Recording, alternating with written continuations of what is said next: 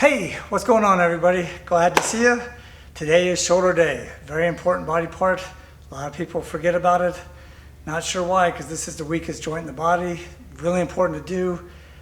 This video is going to be for the exercises that are for women or men, because women have the anterior, lateral, and posterior side or posterior side of the shoulder. Well, guess what? So do us guys. So there's really no difference.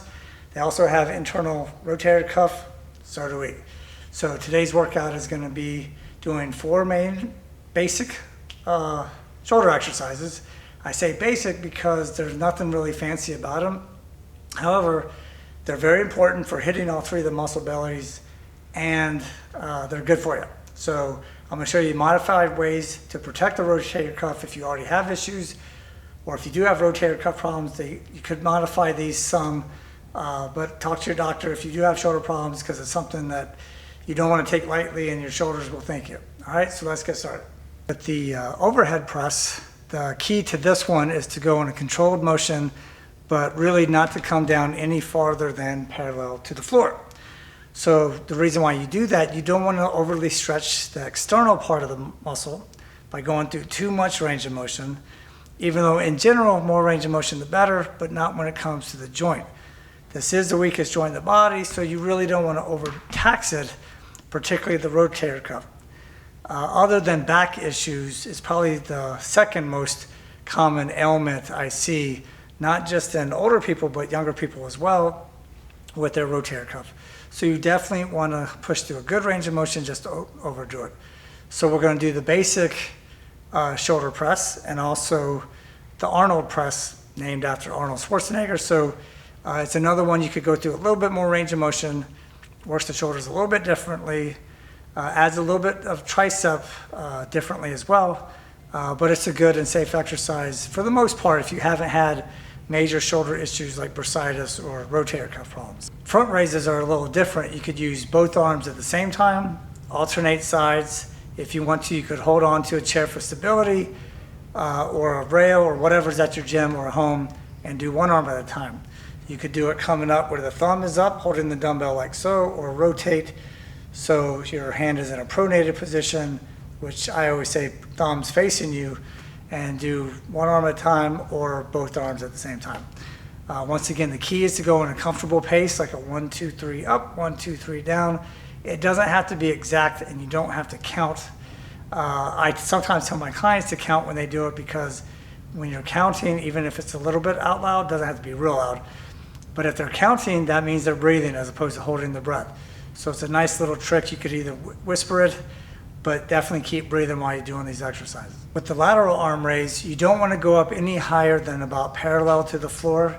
And this is the same concept whether you're seated or standing. Standing is good, seated is good. Works slightly differently because of how it affects your core and how much your legs play a role. It's harder to cheat when you're seated, so I prefer to do them seated. It depends, once again, how much weight I'm trying to push and whether I mind other body parts cheating and helping me. For the rear delt, it's good to lean forward, so that way it hits the posterior or posterior side of the deltoid or the shoulder muscle. Now there's a number of different ways to do this one. You could do it one arm at a time. Once again, to protect the back though, it's good to hold on to something sturdy and do one arm at a time. If you do both at the same time, you can do that, but I would really stagger my stance. Keep the knees bent at the hips, not the lower back, so you don't want to round your back. Keep it as straight as possible, and then go directly laterally in the bent over position so it hits the rear delts. The other way of doing it, as you see in the video, is I'm sitting in a chair, bent forward as far as I feel comfortable, and as I come down with the dumbbells, they're underneath me, underneath my legs, kind of between me, my legs and the chair, and so I go up and down in that position with the bent over lateral raise. All right, so hopefully you have found this video beneficial. It was fun. I like doing shoulders. I like doing all body parts, so they're all important. No body part left behind. So it's good for the body, good for the mind, good for the soul. So keep working out, keep staying slim. If you liked the video, give it a thumbs up.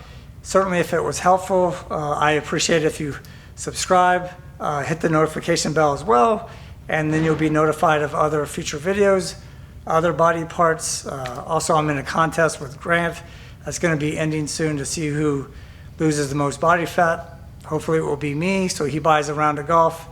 But regardless, it'll be fun going to play golf with him. He's a good friend of mine, so I'm definitely looking forward to that, but hopefully with him paying. So that'll be fun. And enjoy the rest of your day, and I'll see you in the next video.